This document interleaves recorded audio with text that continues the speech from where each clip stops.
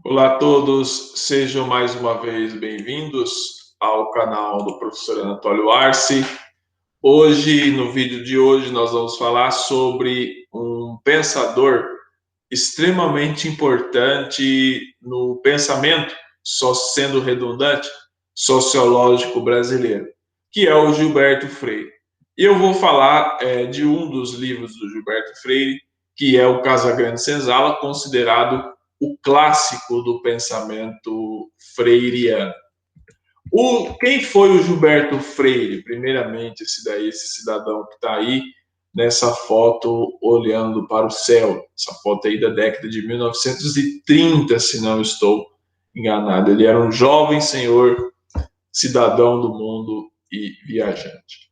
O Gilberto Freire, ele nasceu em 1900 e morreu em 1987 no Recife. Ele nasceu no Recife e morreu no Recife, mas ele morou em muitos outros países, inclusive em Portugal. E o Gilberto Freire, cidadão do mundo, vinha de uma família rica, estudou nos melhores colégios, ele se dedicou à interpretação do Brasil sobre diversos ângulos. Aquilo que inquietava muito o Gilberto Freire era interpretar o Brasil. E ele é considerado um dos mais importantes sociólogos brasileiros do século XX e também foi um dos intelectuais mais premiados da história do Brasil. Ele viveu 87 anos de muita produção teórica. Ele refletiu muito sobre o Brasil. E a principal característica do pensamento do Gilberto Freire foi recusar as teorias e as doutrinas racistas de branqueamento do Brasil, que eram muito populares na época. Quando o Gilberto Freire lança o Casagrande Senzala, em 1933, aquele livro ele é considerado um clássico, mas ele também é considerado um marco no pensamento sociológico brasileiro, porque ele também marca uma ruptura. Até então, quais eram as leituras dominantes? Aquela de que o Brasil, certo, ele era uma nação degenerada e que teria que passar por um processo de branqueamento. E que a mestiçagem, segundo a teoria da época, havia criado um tipo brasileiro degenerado. Então, o Brasil, na visão de vários autores atrelados até ao positivismo, que era muita da linha dominante do pensamento da época, dizia que o Brasil ele não dava certo como nação, ele era atrasado como nação por conta da mestiçagem, do negro, do indígena e com o branco. Criou-se então uma nação degenerada que na época acreditava-se que somente uma grande imigração de leva de raças superiores, consideradas a raça europeia, a raça branca, poderia aos poucos tornar o Brasil branco. Isso daí, alunos, foi durante muitas décadas, durante muito tempo, uma política de Estado que permeou o final do Império e o começo do século XX.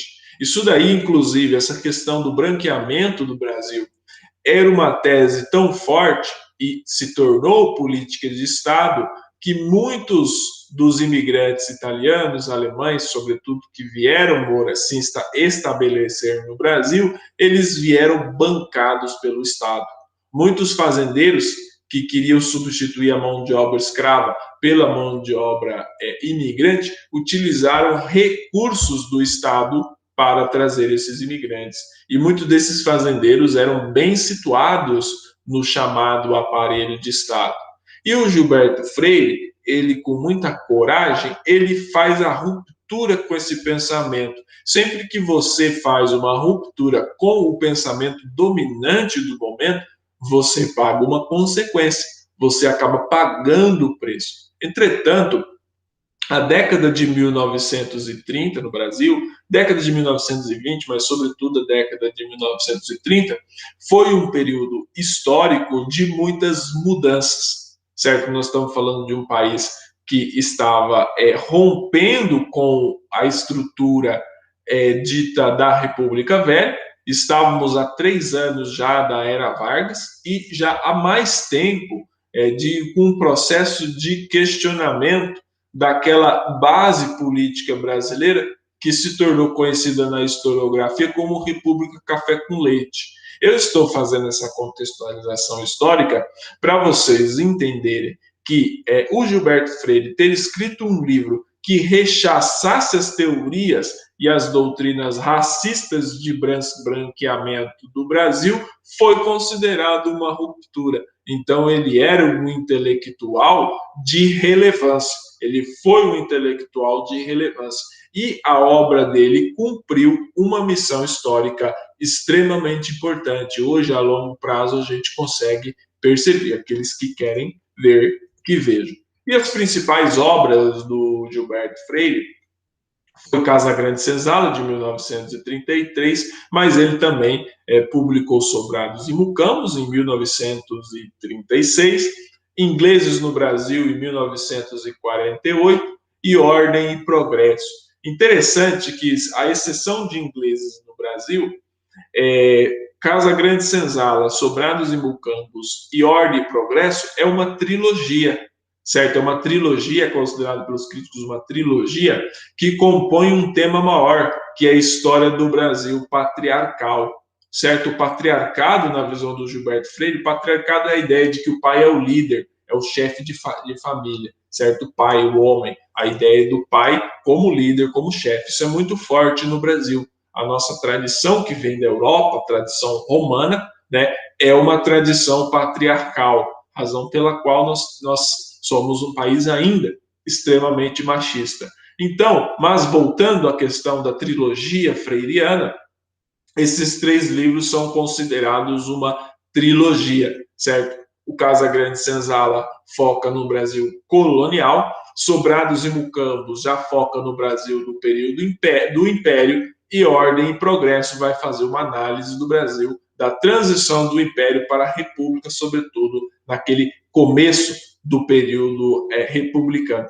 Era para ser uma tetralogia, em que o último volume dessa série, certo? O último livro se chamaria Jazigos e Covas Rasas, mas não sei por qual motivo, ainda eu teria que pesquisar, o Gilberto Freire, ele não conseguiu escrever essa obra, ele morreu antes, né? São estudos muito densos, requer muito tempo, né, para você escrever uma obra dessa envergadura. Então, o Gilberto Freire, sobretudo com esses 3 livros, mas com outros textos que também são analisados, como Ingleses no Brasil, Escravos nos anúncios de jornais, ele tem esse livro também, mas a sua obra, a sua trilogia, que contribuiu bastante para o pensamento sociológico brasileiro e para o desenvolvimento de uma leitura sobre o Brasil, que enxergava o Brasil de uma maneira positiva, certo? Casa Grande Senzala, Sobrados e Mucambos e Ordem e Progresso. E uma característica do pensamento freiriano era o antagonismo, certo? Ele gostava de escrever a maioria das suas obras com antagonismo. Casa Grande, Senzala, Sobrados, Mucambos, Ordem e Progresso, certo? A exceção de Ordem e Progresso, porque nem sempre eles eram para andar juntos, mas não andaram. Mas, sobretudo, em Casa Grande, Senzala, Sobrados e Mucambos, e nos Jazigos e Covas Rasas, que ele chegou a não escrever, certo? Ele apenas escreveu alguns textos alguns esboços que está no prefácio de Sobrados e Mucambos, ele fala desse projeto de escrever Jazigos e Covas Rasas. E aí você observa que a contribuição teórica, né, do Gilberto Freire foi muito grande para o desenvolvimento do pensamento social brasileiro e também para uma leitura sobre o Brasil, fornecendo uma leitura muito considerada inovadora para a época sobre o Brasil. Mas especificamente do livro Casa Grande e Senzala, não haveria tempo para falar da trilogia, certo? Falando especificamente do livro Casa Grande e Senzala, publicado em 1933, foi uma obra escrita pelo Gilberto Freire com uma intensa pesquisa. Alguns dizem que não, alguns críticos dizem que não, mas é que tem muita rivalidade no âmbito da sociologia, certo? Entre linhas teóricas. Mas ele construiu o seu livro com um intenso recurso de fontes, com uma extensa pesquisa historiográfica. Ele fez uma pesquisa historiográfica bastante densa. E ele terminou a escrita do seu livro enquanto ele esteve no Portugal salazarista. E o Gilberto Freire não deixava de enxergar essa semelhança, certo, do Brasil com Portugal. Óbvio, Portugal contribuiu para a nacionalidade brasileira, porque o Gilberto Freire entendia que o Brasil ele é produto da confluência, ou da mistura das três raças, que seria o branco europeu, na maioria das vezes o português, o indígena, certo, que já estava aqui, foi colonizado pelo branco, e o escravo trazido da África pelo colonizador europeu. Ou seja, o brasileiro ele é uma junção dessas três raças que elas se misturaram durante o período colonial, continuaram se misturando ao longo das décadas até hoje, se misturam no Brasil. Então, você observa que o Brasil, identitariamente, ou seja, a identidade do brasileiro, ela não pode ser descolada dessas três raças. E aí, uma das coisas que o Casagrande Senzala ele critica é que ele demonstra que aquele determinismo racial e climático não influenciaria no desenvolvimento do país. Por que eu coloquei essa frase aqui? Porque havia muitas teses conhecidas como determinismo racial e climático. Tem um francês chamado Gobineau, se vocês quiserem pesquisar, pesquisem aí, um francês chamado Gobineau, que ele dizia o seguinte, que em países quentes, né, não há desenvolvimento econômico, porque as pessoas dos países quentes, né, no caso, o nosso país tropical, elas acabam se tornando preguiçosas por conta do calor. É óbvio que isso já foi provado ser uma balela, mas naquela época ainda acreditava-se.